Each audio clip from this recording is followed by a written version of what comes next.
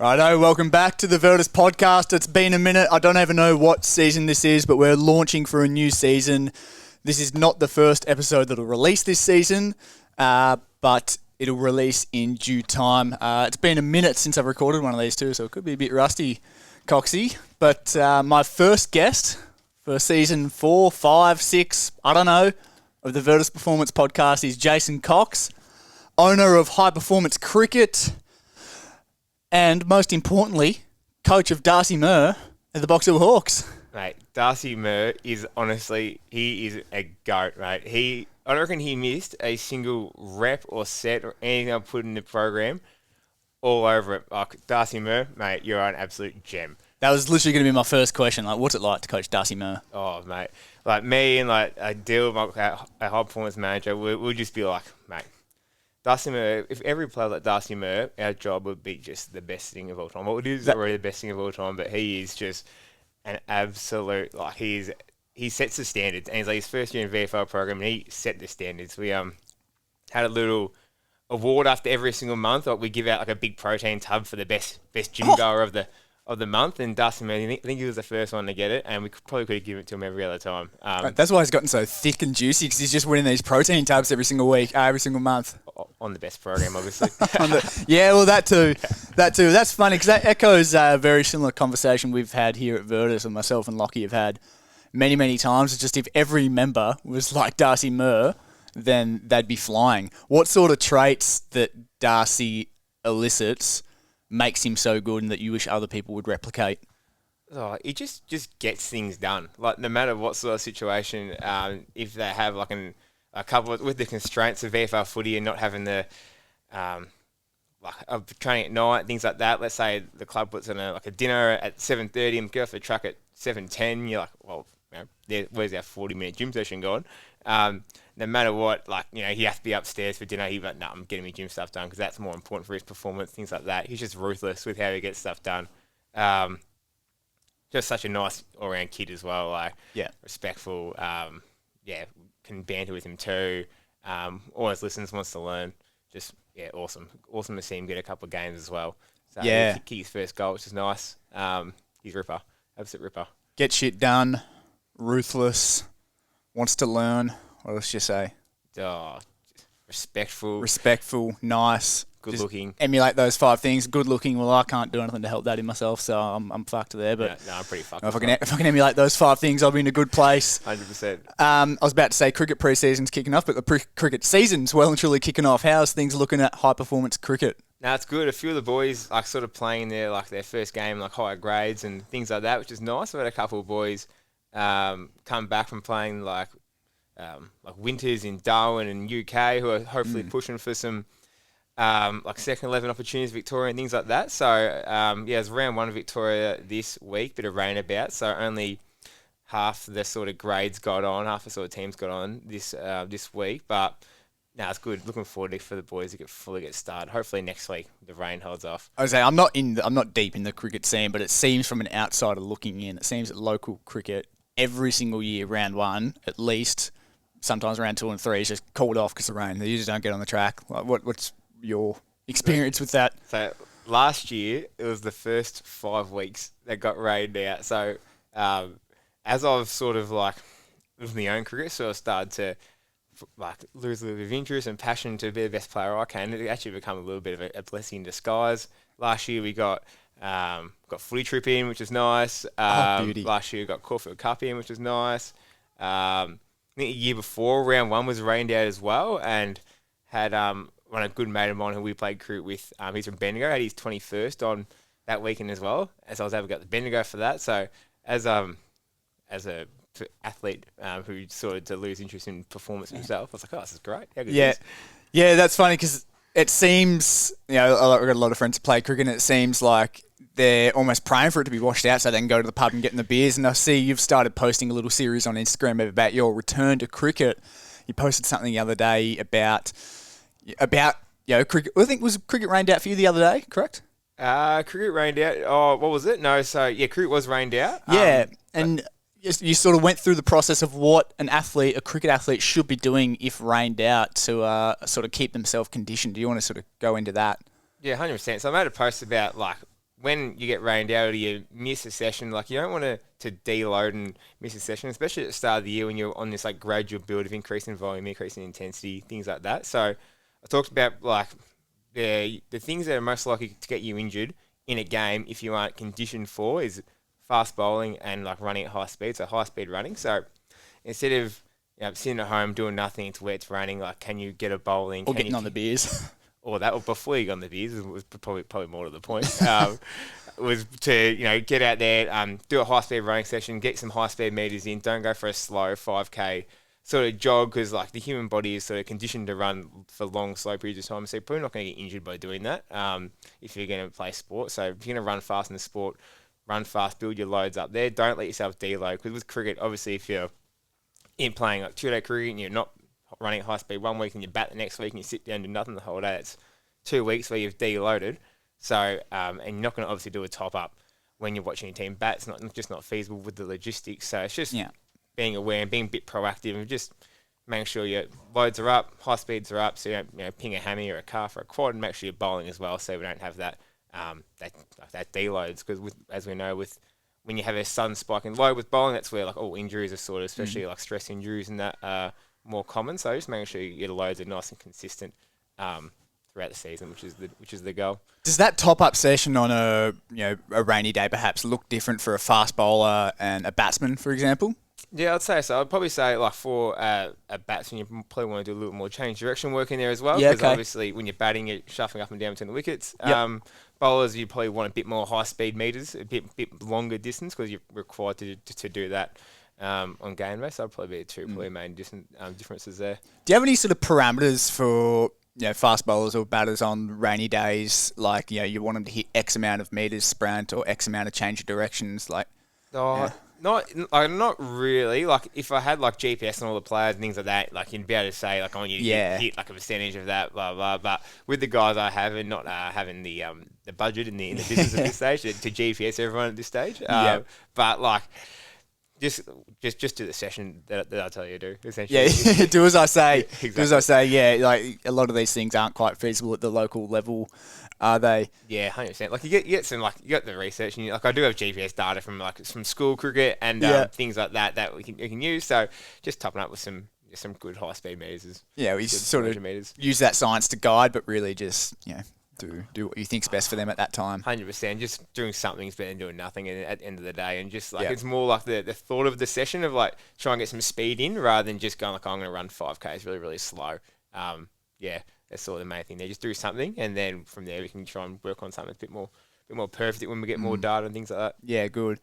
Tell us about your return. What's that been looking like? So who are you playing for? Why are you returning? Because it seems like it's been a pretty last minute thing from what I'm seeing on socials anyway. Just fill us in on your return. Yeah, so I went back and played for Koo Wee Rup in the Magoos on the weekend, which is good fun actually. Playing with a couple of my really good mates, couple of my mates like younger brothers, my mate's dad, which is good fun. I haven't played for Koo Wee Rup since I went to Premier Cricket. I was like 14, 15 probably. So it's been a hot minute since I've been there. That was like 2015 or something like that since I last played there. So it was good fun. Had a few Saturdays free, and a few boys are on Koo Wee Rup's on footy trip this week. So a few boys are away. So I said, if you need me, just let me know. So what you're saying is you're back in the ones this week then? Oh, I wouldn't say that. No, the ones did a good job actually. Knocked off Cardi, which is good. So we're playing against our big rival Cardinia this week. And I'm not the biggest fans of Cardinia, even though we hate them. We fucking hate them. Yeah, okay. We really hate them. Yeah. Like, we've knocked them off from plenty of flags now, which is nice. So good. We have the wood over them big time. So yeah, I'm glad we got the win. What's it look like from a physical prep standpoint? Like, how many months leading in did you start to prepare for cricket, or as you said, was it literally like a last minute thing and now you're sort of, you're going to start preparing for the season ahead? Yeah. And so taking it semi-seriously. Yeah. So the months would probably be inaccurate. Maybe 1 month, since I sort of knew. Since I sort of like had the idea, maybe I might get out there and have a trundle. So I started bowling a little bit, leading up to it, maybe the last couple of weeks. Got 2 bowls in this week, did it sort of properly, changed my gym around a little bit.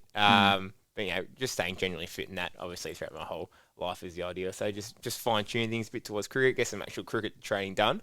And in a bit more of a better routine now, so I should be able to fit it all in. I'm lucky I work at Xavier at college as well, and we have indoor nets, so even if it is raining there, I'll be able to still get bowling after work and things like that. So I'm going to try and keep myself in reasonable nick. I don't want to get injured, and I don't want to get embarrassed as well going back to play. Yes, I guess with we're so fixated on the physical prep, strength and conditioning side of things that we sometimes forget that there's an enormous skill component to it as well. Like it's all well and good to get bowling reps in to condition your body, but there's also a skill of being able to bowl as well. Oh, 100%. And the mental side of it as well. It's like the last thing I want is to come back and stuck in pumped around by blokes who I think are no good and things like that. I'm like, oh no, what am I doing with myself? So I actually want to perform and actually play right and play my role too. Yeah, good. So getting your bowling reps in, you said you had to change your sort of gym stuff around a little bit. What's that looked like? Oh, well, I was just sort of maybe addressing a couple like previous injuries I've had. Had a couple of like side strains, so just a bit more like lateral trunk work there, and that's like with some holds and some like some loaded bends and things like that, and then some like more velocity based stuff with some med balls, a couple of adductor strains as well back in the day. So just getting a bit of loading in there. So just convert, like you're a fast bowler, correct? Fast will be generous these days, but try to. We try to be fast. Absolutely. Used to be when I was 15. So your side strain, your adductor, are they common injuries that you might see in a fast bowler? Are they like more specific to you, or like these are common fast bowler injuries? Yeah, pretty common, especially the side strain. That's probably like the main like soft tissue that they'll do. So yeah, I think most fast bowlers will done a side strain, and the adductor one too. I'd say relatively like common as well. Do you put that down to load management, or perhaps not physically preparing in the gym, recovery? Yeah, so I'd say like for my first side strain, it was definitely like looking back now, very very silly how I did it. It must have been coming out of the back of like a long weekend or something. So we're training back to back days, and it was like my first year at like a premier club, so I was like trying to impress, blah blah. Super duper hot day. I reckon I bowled for like 2.5 hours just non-stop, which is a lot, which is so much. And I was like fatigued and sore. Come into the next session day after. I think I must have been bowling I must have bowled right, and they put me like in a high net, blah blah. Come in, try to bowl flat out. First up, can't remember if I warmed up properly or not. I'm gonna hope I did. And then I just like first ball, bit of a nickel there, something there. Next one, it's a bit sore. And then like bang, third ball, just like I've been stabbed in the side. Oh shit, done. Shocking, but it was like it would have been like 4 or 5 weeks before like a really big tournament as well. So I was a race against the clock to get back for that, but got back. We got back. And how did we bowl? Not too bad. Yeah, not too bad. Pretty good, I think. Yeah. From a weight room perspective, managing and I don't like the word preventing, but we'll say it for this conversation's sake, preventing the common fast bowler injuries. What are some of your lowest hanging fruits? Yeah, so just like obviously with like the size. You sort of brushed on it before, but yeah, so repeat. just like with like the size raise and that, just like having a bit of a mix of everything. Like what do the muscles do, and how do they act when bowling and in general life? So probably want to get them strong isometrically. Probably want to get them strong in all ranges of motion. So whereas like on a GHD, like side holds and side bends and things like that. So lateral flexion strength, anti-lateral flexion, then rotational strength, anti-rotational strength, and then. You can do it like slow stuff as well, or isometric stuff like the holds and weighted stuff, but you also need to get some speed through it as well. So a gradual increase of load of bowling, that's probably the most like velocity stuff you'll do, and then also some med ball work in there as well. That's like the same principles that like for any part of the body, isn't it? Like you want to get it super duper strong in all the actions that it's going to do, exposed to a variety of different things, and just as a coach pick the best amount of load and what type of load that the person needs at any certain point of time, and just cover all bases and put them out there, and hopefully everything goes well. Fingers crossed. Absolutely. Yeah, good. 100%. We sort of glossed over this. Tell us more about high performance cricket and your role within it, and the history. Yeah, so I can high performance career. I started about so I started me S&C sort of like Instagram page and that at the start, and then when was this? I can have been probably when I moved out of home, and about 18 months ago or so, I reckon. Yeah, so you would have been young, what, 20, 21 then? 21, I think, 20, 21, in that sort of age realm. And then, sort of like picked up a couple of I was writing some programs for people and things like that, blah, blah. Like no idea what I'm doing, no system of like their online backend stuff that like SARS sort of now. Just like, I can write your program, how much, mate? I'm like, oh, God, I don't know. And then, so I started, I had like 3 or 4 people I was programming for and that. And I was just like, I don't know, I was just like looking at the market. There's no one really doing like cricket, like strength and conditioning sort of stuff. And with like a lot of my mates play like pretty high level cricket. And I'm in that cricket circle, and I love me cricket. A bit of a snuff for it, closet snuff. And then I also said, look, there's a bit of a gap sort of in the market with this, and no one's really doing it. So start up Instagram page, start meshing a few blokes, say, would you be keen on me doing this? Because from my background, I interned at Cricket Victoria in the S&C during lockdown. So I had I understood, and like my biggest mentor probably he's the high performance manager at Cricket Victoria. So what's his name? Adrian Mott. Shout out, good. Absolute goat. Absolute goat. All the boys love him. I love him. He's one of the best men of all time. Has a house in Tremana actually now. So if you want Airbnb, go through him. I'll hit him up. Absolutely. So from seeing like that environment and then sort of being like a premier cricket, so playing like the level below, so it's like the VFL level for cricket. So like there's a bit of a disparity in the way our people train and prepare, and the access to S&C and education levels is so different to what like the boys are getting in the Vic system to what people are doing at like local or premier training. So I'm like, there's an opportunity here for people to really like improve and get better and things like that. So I sort of just made an Instagram page, started that. I had a mate, Emil Tate, who works out training with mates, and so through him I was able to start like renting out space to train with mates and get in there with a few guys who I had online already, and started just went from there. Started posting stuff, going from there, and then got in with Sard, trying to do some more business coaching, actually try and do it properly, as I saw there's a lot of potential in it. And then here we are about a year or so later, and loving it. So good. Like it's unreal. I just go to work with like people that I know already. Like I just help them coach in the gym, talk absolute shit, and just like watch them get gains and hopefully dominate the weekend. It's fucking awesome. Yeah, it's ridiculous. I say this to a lot of people. Like, it's ridiculous what we get to do for a job. And now you're coaching some of Victoria and Australia's most elite cricketers, including Todd Murphy, who was recently overseas and representing Australia. What was the link there? Is he one of your childhood mates, or someone you just reached out to, or he reached out to you? What's the Todd Murphy link? Yeah, I love this. I made Todd's the player who he is today. We'll wear it. So I will say it. I am. Todd, I made you the player you are today. Straight in the camera. I'll clip that. 100%. Todd, he's one of me, like one of my best mates. We played like some junior like rep cricket together through there, and through just like playing that stuff, like spending all pre-seasons together and like going away on tours and that together and stuff like that. And then he had obviously moved down to Melbourne when he got his Vic contract, because he's from up like a trick away, Moama. Oh, God's country. God's country, absolute place to be. So he's from up there. I'm from Koo Wee Rup, so obviously in the Victoria over there. But he moved into Melbourne, and then when he was actually, the reason why I moved up to Melbourne was because of him, because he was going away for a couple of Australia Raid tours and Darwin and that. So he's like, I'm going away. Do you want to come move into my room? So I moved in there to his room with his housemates and that, with a couple of my best mates. And then from there, just in the off season and that, need someone to train. Come see me. We go talk shit, have a bit of a train together and that, and it's good. Like even when he come back from his first international tour, like Moddy before the high performance manager, he's like, I'll go train with Coxy for a few weeks, get out of like their professional system, go a bit of fun, like still obviously stay fit, but give yourself a bit of a mental refresher. So it's pretty cool how like Moddy has like the trust in me to like to pass on like an Australian playing age, go train with him for a couple of weeks, and until you're ready to come back into the professional setting. Yeah. What's some of the, because we chatted about Darcy Murr before, what's some of the traits that Todd Murphy has listed, both from a cricket standpoint, physical prep, and just being a good bloke, that's allowed him to flourish and be as successful as he has been in the past 12 months?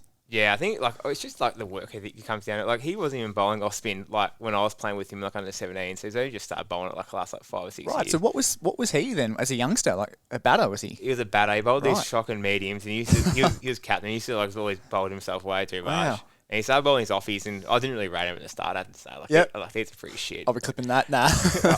Like these are fucking garbage. Or why was he bowling? But it turns out they're actually right. He's like work ethic, like just the way how he just like portrays himself and has like unmatched confidence, just like just knows what he's going to do, has a plan, does all of his preparation, knows what he's going to do, just goes out and just does it. Like I think how just level-headed he's always been. Like doesn't get flustered, doesn't panic, always in control of the situation, always calm. and puts him in a really good stead. Like, and then that's like the mental side. But then he's obviously put a lot of work into his skills and become a good enough player that way. But even like, back in the day, you could tell he's going to do something pretty special. Like, he's always been pretty measured and like a leader as well. He's great. Level-headed, calm, confident. Yeah. Write them down. Take notes. You said he was a batter and he bowled mediums and then he changed. We see that with like Steve Smith. He like started his career like as a leg spinner, was he? And then become one of the greatest batsmen of Australia's history. How common is that? Do you see that people, they go through their youth as one thing and then when they make it to their adulthood or make it to the elite level, they've actually changed and they play a completely different role for the team? Like, how common is that? And again, I'm not deep into cricket, so I wouldn't know. Like, is this a really common thing that happens, or is this?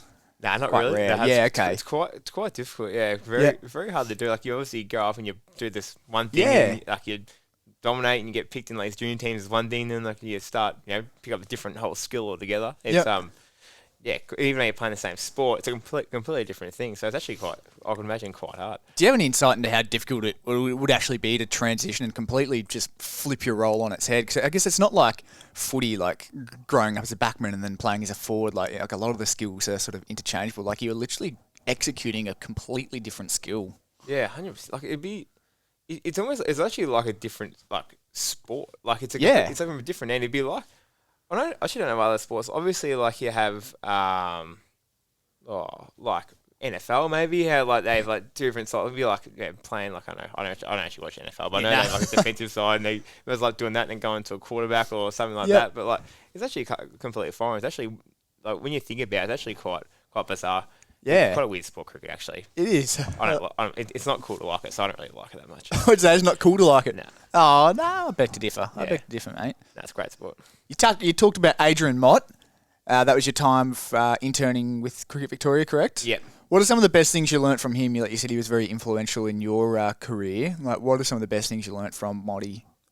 I can, like, just the way how, like, all the, like, you know that sort of, that quote, like, people like athletes won't care about what you know until they know that you care. You know, that's that sort of quote. I like that one. Yeah, he like, the boys just love him, like, just absolutely love him. He's such a good man, and like, the boys know that, like you have a joke with him, he'll do that, but they always do like all the work that he says, and he sets like good standards, but it doesn't have to be like so strict and rigid and like, this is what you gotta do. Like, he's more about creating like an environment that you want to be in, an environment that you want to perform and come to work and have fun and things like that. Like, that's probably the main thing, and like, just seeing that side of it as well is like so crucial. And like, I was like so lucky to intern there. Like, I was interning there in lockdown where everyone else was at home, and I got like a work permit to go into Cricket Victoria and go hang out with my mates and Moddy, and like, it was just crazy experience. And like, there was times when, like, I think it was before the 2020 World Cup where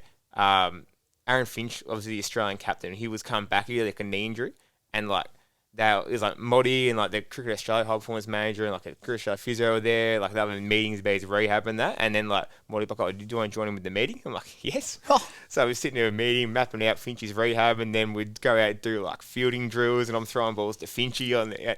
That's outrageous. And we had like the GPS out, and we like, when he's hit like this, to me like D cells or whatever, we'll stop it there. So I'm just pinging balls to Finchy, and we're throwing the ball, which is insane. Looking back, I'm like, that is ridiculous. What an experience. Yeah, it was ridiculous. And like, the Australian like coach was there. It's just like, it was crazy. So like, it's like, but going back to your question about like just being so open with me and creating that environment, and like the technical skills and that as well. Like, he won a Stall gift as a sprinter, so that like running mechanic stuff, how he like balances load throughout a week and all that sort of like technical sort of S&C stuff. I love, and like, the way how he integrates blokes back in the program when they like come back from international stuff or when they go out into Big Bash, and how he manages that sort of stuff, which sort of actually is like online coaching, how he sort of manages people when they're away.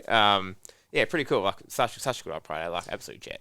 Yeah, I love what you touched on about how he creates the environment where people want to turn up, which is something we're so big about here. Like, it's all well and good to say that you've got to do, this and this, X amount of sessions per week and hydrate and whatever. But like, if people don't want to come to the gym and put in the work, well, then that's probably the biggest barrier there is to things getting done. And then it's also one thing to create the environment where people want to show up and have fun, but then also have the respect for you to actually listen to what you have to say and then do the work. So that's something that I reckon he's encapsulated really, really well, and something that a lot of coaches should strive to do.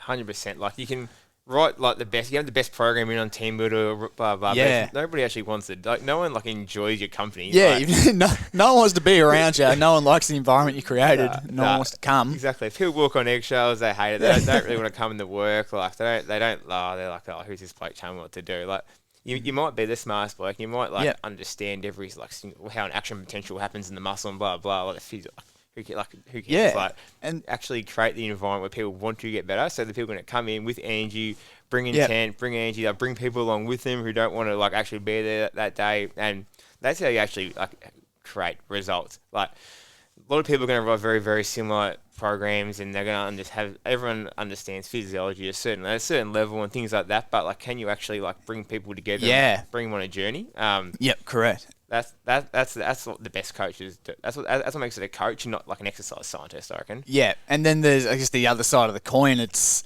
finding the middle ground, and not trying to be their best mate too much, which is a mistake I've made, at a footy club in the past. Like, trying to be too good a mate to them, and saying, oh yeah, I fucking did this, and this on the weekend, and then you have a great relationship with them, and it's a fun place. But then when it's time to get to work and be serious, and you need to pull someone into line, it's like, fuck off, mate. 100%. That's what I find. Like, being like obviously younger, working in like footy or like working with people like your own age and things like that. Yeah. It's like I'll probably be mates with you. Like, I've grown up, we both would have been the same social friend group. Like, we would have, if I went to your school, we'll be friends. But it's kind of like, how do I like use that as like my advantage? Like, that I'm like same age, similar interests, and that. How can you make that your advantage and like get on their side and things like that, but not get too much on their side where you like as you said, like, are too good a mates to them, then they don't listen to you and they take it to piss off and things like that. So find that balance, and at the start it's very, very, very, very difficult to like try and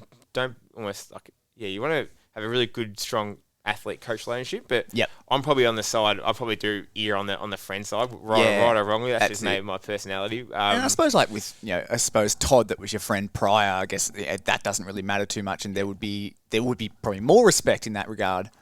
Yeah, 100%.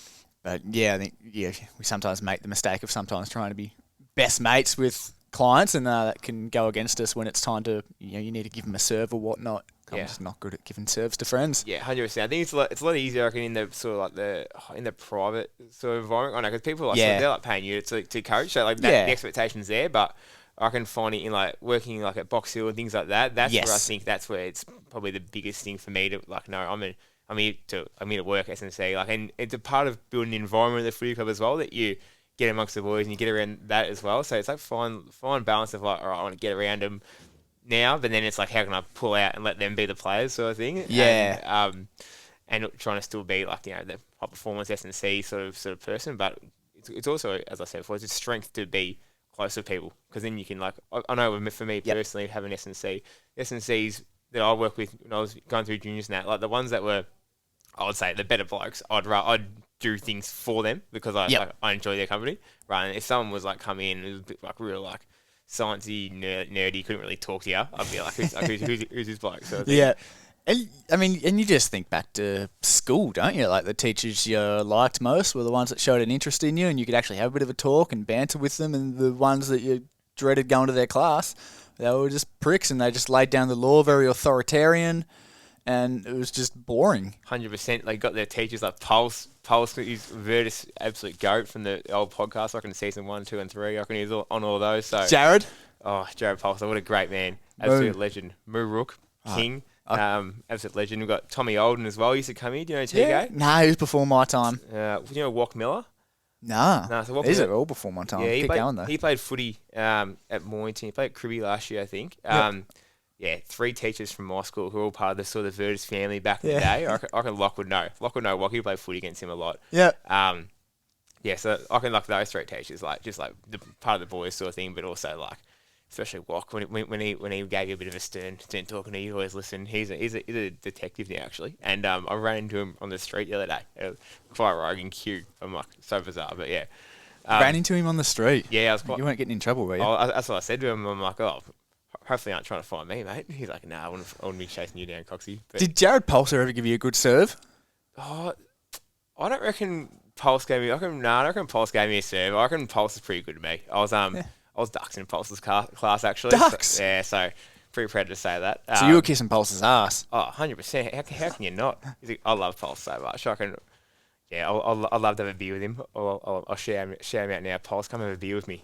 Yeah, I'll clip this one up. We've talked about Darcy Murr, we've talked about Todd Murphy. We'll quickly talk about Jared Pulse. What are some traits that made him a really, really good teacher?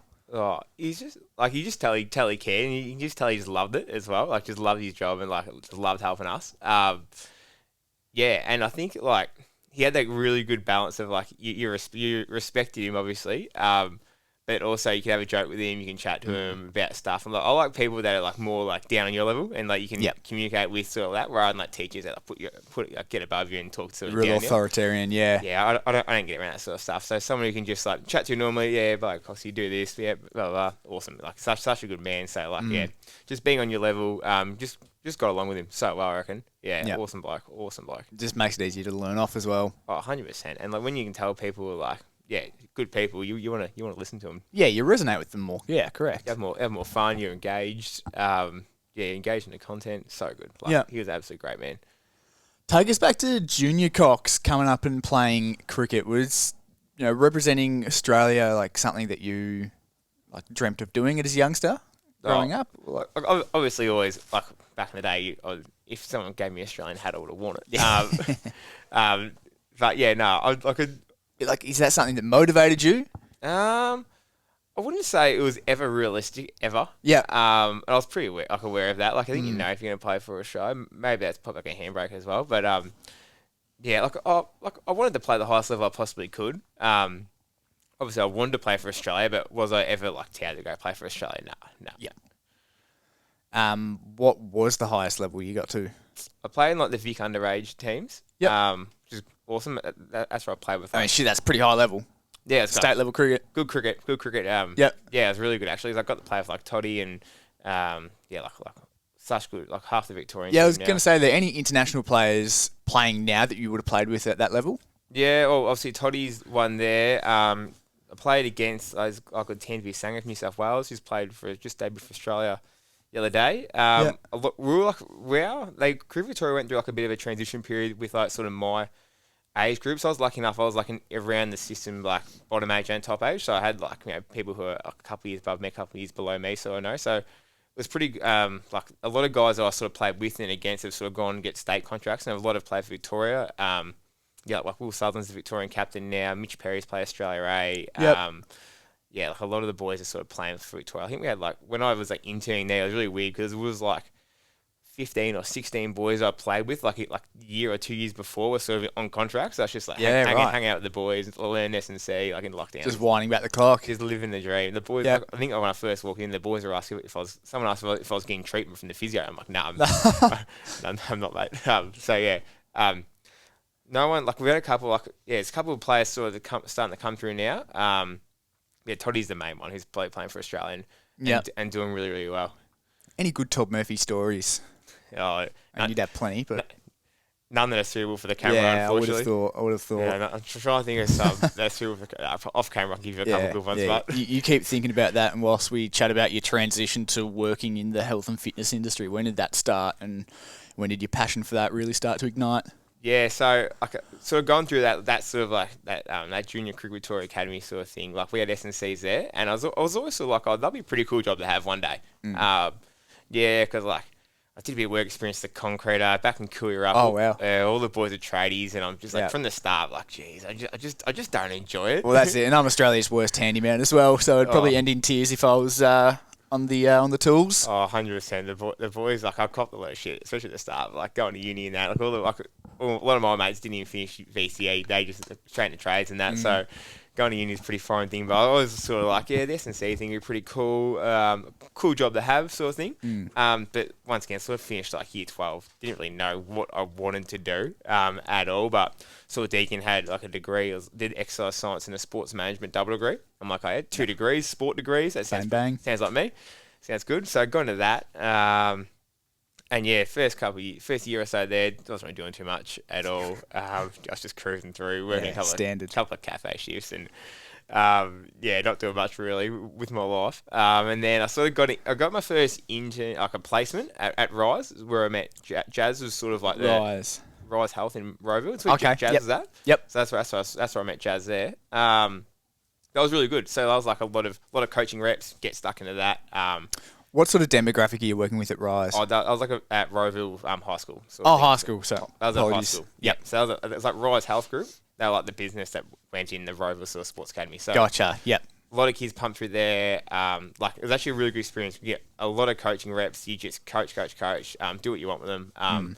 Elite. So you get exposed to that really, really early, and then from there, that's when I went into got in the internship at Crew Victoria. So I did that into there. Really obviously loved that. Just so good, but it's still a really comfortable experience.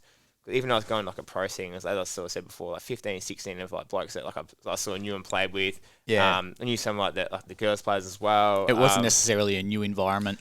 No, exactly. Same building, the same gym that I was in as myself. It was pretty cool. And the S&C there was my S&C from the 19s. S&C was the same one for mine, the 19s as well. So I sort of knew some people in there as well. I knew the women's head coach was my coach. It was just very I was I knew a lot of people there. So I was very comfortable.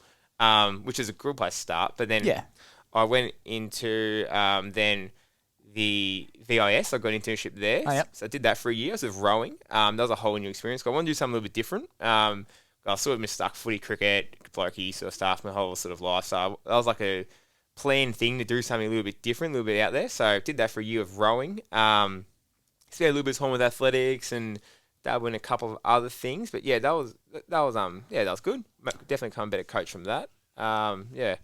Did you go into the industry always wanting to work with athletes and go into sort of the strength and conditioning field, or have you done work with sort of general population that are just wanting to enhance their general health and well-being, maybe a bit of body composition type stuff, or has it always just been very athlete development focused?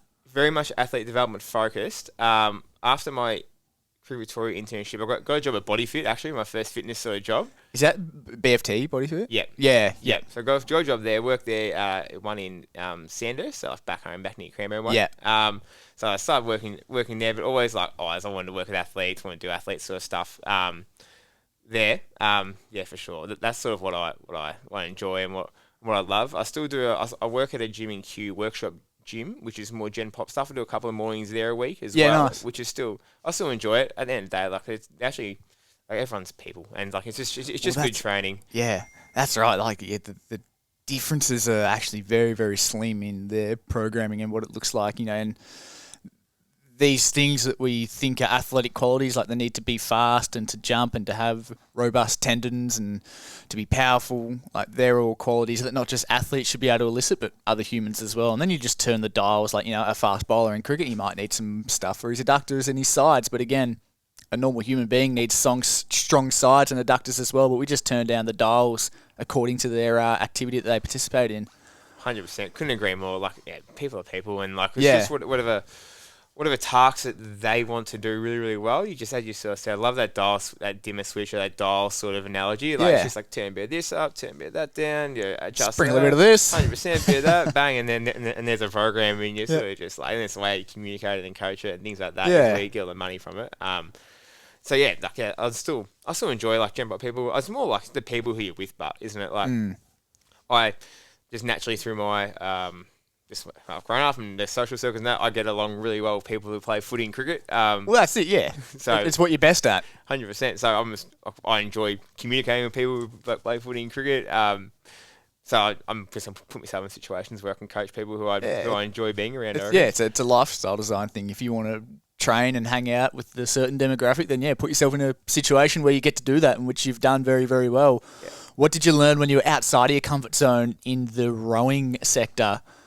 Well, geez, I didn't know much about rowing going into a gee whiz. Yeah, well, because I sort of put myself in those shoes. I'm like, fuck, how would I go in that? And, knowing that there's not a lot of difference, but still, it'd be a different environment. Oh yeah, different. How just understanding the sport. You got sweeping and sculling, and what the difference is there, and then that's over my head. And then trying to find out who sweeps, who sculls, and trying to memorise that. And there's people coming in, and you're trying to figure out that. You're trying to put relationships with people that it's not it's not the same environment as like a footy club or a cricket club. Yeah. It's a different environment, the institute system. So trying to build a relationship with the athletes, but then also trying to prove yourself as like a good coach and things like that, and working your way through that. It's just understanding the sport is probably the main thing to start. Like just making sure you don't look like an idiot when you're talking to them. Actually understand what you're talking about, and like you understand their sport, especially when like we're like Olympic gold medalists train with us, which is pretty sick. So we had three of the women's four who won it in the year before, wherever that was, Rio maybe. Yeah, I think it was mine Rio. I'll nod and say yes, but in reality, I don't know. I'm not gonna I think so. Yeah, so we had Olympic gold medalists train with us, and I was like, well, this is insane. This is ridiculous. But then like trying to actually like, how can I actually help them? When I first came without really knowing the sport, so you got to actually know the sport. Like it all comes down to being a good person at the end of the day. Show you care, like actually engage with them in that, and just be a good person that way. But yeah, like, understand like what you actually need, how you can actually help them, and how can you service the athletes is probably the big thing. And I suppose we talk about earning respect. Like if you roll in there and not knowing a thing about their sport, well, there goes all your credibility and respect. Oh, 100%. Especially if they're like big dogs and they're floating in for like a couple of weeks and going back up to Sydney where they train. It's just like, okay, how can I just make myself look, how can I just not make myself look like a fool and like just understand rowing a little bit? Because I've had zero, I didn't know rowing was even that big. I'm like, what is going on here? And like people actually do this like full time, and then understanding like their training schedule is rowing. They are the hardest workers in the whole world. Yeah, wow. Like a week in a row it would be, so get up Monday on the water at 6, train for like 2 hours, like 25k session, like you're on the erg, like downstairs, like imagine doing 25k's on that thing. Yeah, that's some serious mileage. Ridiculous. Doing that, and then you have breakfast, go for like a 2-3 hour bike ride. Nice, casual, easy day. Yeah. Then come into the gym for a couple of hours with us. So when you see them in the gym, they've already trained for 5 hours, which is insane. So try and navigate loads and things like that. And the next day they'll get another 25k session. Then same Monday, Wednesday, Friday, all the same thing. They'll probably do like triple session or a double session. Oh, insane. And ridiculous amount of like volume. They like will exercise aerobically for like 25 hours a week. That's mad. And I knew they were hardworking, but I didn't know that they were putting up those sorts of numbers. Insane. Which is outrageous to me. You said there were like sweepers and scullers.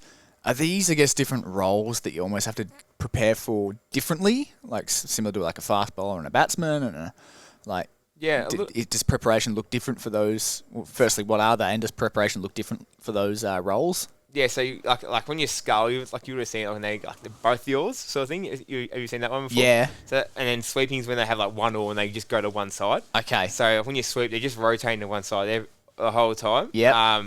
And so that's obviously something you need to consider because they're obviously just like they're rapidly rotated to one side the whole time. So trying to open up the other side. Yep.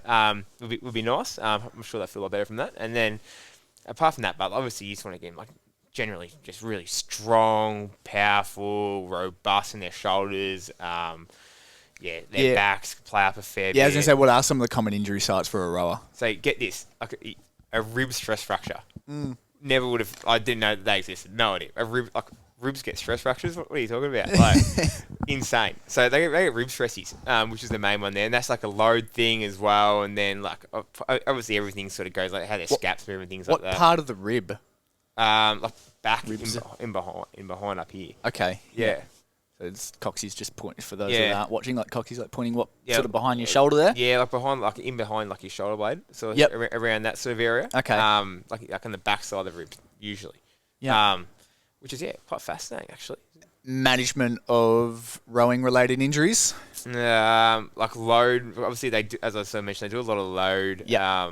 So just gradually building them back into that. Like they get like sore backs now, as you can imagine. Like if you've ever spent 5 minutes on an erg, your back gets pretty sore. So just back stuff, just mobility work.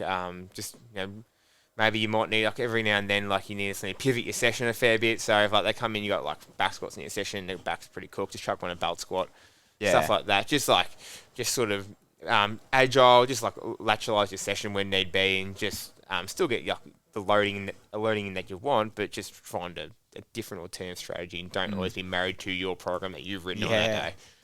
It sounds like, like all athletes we work with, we've got to auto-regulate depending on how they've been at work or other things have done and injuries. It sounds like you have to auto-regulate a fair bit with the amount of load that a rower's doing, like, is it literally just daily that you're having to change something in a rower's program? Yeah, like a little bit, yeah, 100%. Like you might not like update it on team a little bit. It's just that conversation piece you have with the athlete. You go, oh, like maybe like pull back a little bit, go a little bit lighter today, like just tick the box and get through today. Because they have their blocks, like they have like 4-week training blocks sort of things. So they like a light, heavy, and then like a deload sort of thing. So on their big weeks, they're going to be pretty cool, especially coming into Wednesday because they have Thursday morning, like a sleeping on Thursday morning, the rowers. So come in the Wednesday session, they're absolutely they're like zombies, and then come back for Friday, and that's it. They feel a little bit fresher. So moving. Just like how the load throughout the week. See, on Monday they're going to right. Usually on a deload week is where they'll actually feel pretty like you actually will be sluggish, and then that week after the deload week they'll feel a little bit sharper, ready to go again. But it's one of those things. The culture is pretty much just go sort of thing, and like sort of push. So they're like the whole rowing culture is very like train hard, work hard, things like that. So they're really like they're pretty tough. They're pretty tough, not gonna lie. They just soldier on. And a lot of people in the industry, myself included, have had a lot to say about proactive deloads. But this could be one of those situations where like very much, a team would get a lot of benefit out of scheduling that in. Yeah, 100%. I think like with that proactive deload, I'm with you a little bit. With like in like gen pop stuff and like some people can get, I say like I don't know, they miss a session every now and then just because of life. That's fair enough. But I think like when you can control every single thing, like you probably can proactively deload a little bit when you're like in a professional setting and things like that. But gen pop like everyday life, just keep soldiering on, and then if nothing pops up and you do need deload, then cool. But typically someone's going to pop up. Reactively deload, 100%. Someone's going to pop up. Like they're going to miss a session every now and then. Someone's going to have a birthday dinner on. Someone's going to, get a little bit sick. Someone's get on the beers. Someone can't be bothered. Get on the beers, 100%. Let's talk about online before we quickly wrap this up. It's a space that you're delving into. What's that look like? And is that something that the future of high performance cricket, is that something like you want to be like a purely online-based business, or is there always going to be an element of face-to-face delivery to your business? There will always be an element of face-to-face. Like the hybrid, like face-to-face is still the king. It's still the best, but online gives you the ability to help people from any part of the world, which is great. So yeah, I still do like a bit of. Obviously, I still do a lot of like in-person stuff, which is great for the guys based in Melbourne, but online stuff allows us to like sort of like scale and help people from Queensland or help people from like South Australia and things like that. So you're working with people all over Australia. Yeah. Some guys from a couple of guys in Queensland, a couple in South Australia, a couple in Tassie. So that's something that I want to reach out into more. Hopefully, get a couple in the UK is the goal. Get in the UK sort of market that way. So yeah, it still works really well. Like you still like you get like how I see it. Like they're still getting like a program that's individualised to them, probably going to be better than what they're doing now by themselves as a coach. 100% agree on that. And then they still get, like they still can send videos through. You can still see how they're moving. You can talk to them on the phone or a video call every week or every couple of weeks and check in, see how things are going. I'm probably more like an over communicator over text. I try to text them a fair bit. I like to know what's going on. I don't want them to leave me. So I'm always make sure everything's going well. Well, that's it. Like if someone's paying for an online service and they don't hear from you, well then what's the point of it? 100%. I just try to provide as much like support and as I possibly can when I'm from online. And some people like really like just doing their own thing as well. Like just have training when they want to. Like it might not fit into their schedule to come and see you in person. Like I want to go to this gym. I enjoy that. I train with a friend. So it just gives online coaching gives people the flexibility to do what they want, but also then have the confidence to know they have the best programming and the best support behind them to perform their goals, reach their dreams, and all that sort of stuff. Yeah. So I know I might be getting you to repeat yourself here because you did just faintly brush over it, but someone, let's just say, from the UK reaches out to you like, hey, Jason, love what you're doing. Like, I'd love to work with you online. What value do they get from working with high performance cricket online?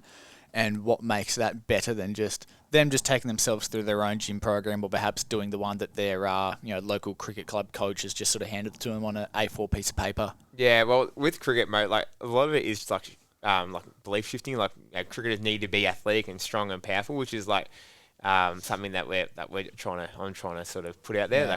So number one thing, usually people aren't really going to the gym, or they're probably doing it like a gym, like a bodybuilding gym program or something that's very like not as beneficial as what training to be more athletic is. So if you want to be a more athletic and dynamic and explosive cricketer, then like I'll put you on like an individualized program for you, so you know that you're getting exactly what you need out of it. You can go into the gym, have the confidence that I've worked. Only thing you need to do is show up, put the work in, and like you're moving in the right direction. You're shifting needle towards your goals. So that's what they get from that. Like the program S&C wise, I can put in like warm ups or any like movement prep work or recovery mobility sort of stuff in there too. So essentially, whatever we decide is best for you, I can chuck in whatever you want, whatever you need in your program. Strength, power, mobility, recovery stuff, whatever you want. And then that like accountability and support, they're getting that through their check-ins with you. And like how frequent are they? Yeah, 100%. So like I check in over text probably 2-3 times per week, just see how things are going. Yep. I like getting to know people, so I was like just ask how the week's going, just chatting shit, and then I mean that's the relationship building side of it, isn't it? 100%.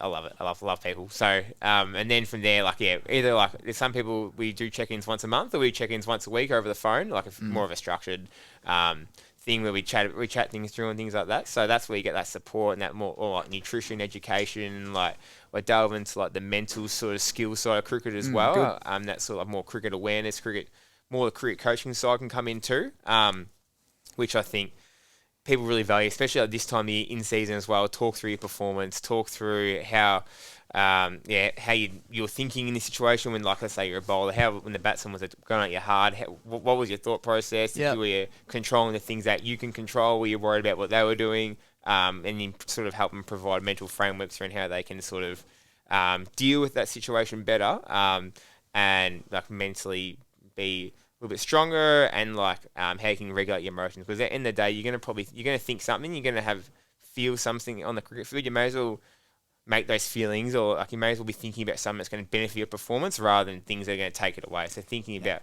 I suck, or this batsman's too good for me. How can I focus on the things that I can control, rather than worry about all the external stuff, which is going to happen anyway, whether I think it or not. So I may as well focus the limited energy I have on the things that I can take control of. That's really cool. And something I was going to ask you, like, is that actually a service you offer as well, like the actual cricket skill coaching side of it, like outside of the physical prep and athlete development? Like, do you delve into like a little bit of cricket technique skill coaching as well?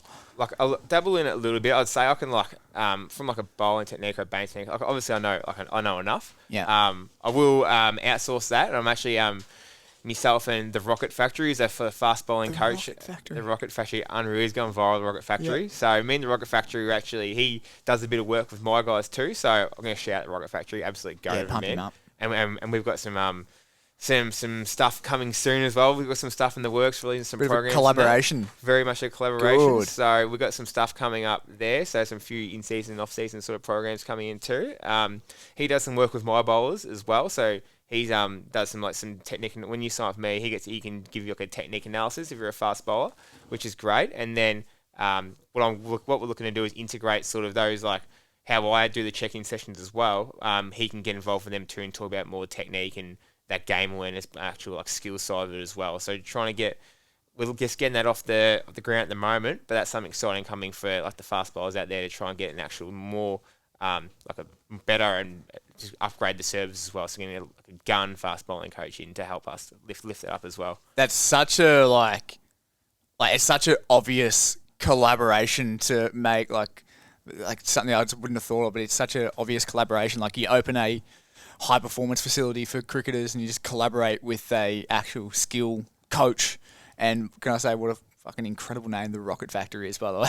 It's the best name on the planet. And he's such a good man, Simon. So the stuff he's done, we really just we had like a first sort of like meeting coffee the other day, but we're looking at a collab and do a couple of like a partnership and do some programs and stuff together as well for all the fast bowlers out there, and getting him involved with my clients and him and me getting involved with some of his clients as well. Like at the end of the day, it's just going to make people bowl faster, be better cricketers. Essentially what we're trying to do is just create give people the experience what it would be like in a professional environment and try and replicate that for people who aren't on a state contract for now and try and push them up into that system.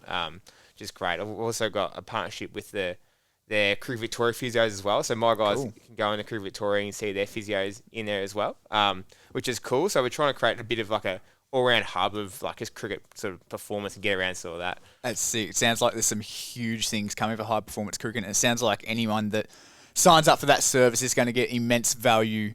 And I can't wait to see where it all leads over the next few years, mate. Coxy, big things on the horizon for yourself, mate. We love it, mate. We love cricket, and We do. It's such a good little sport. And everyone gets around it. So we have good fun, most importantly, which is the main thing.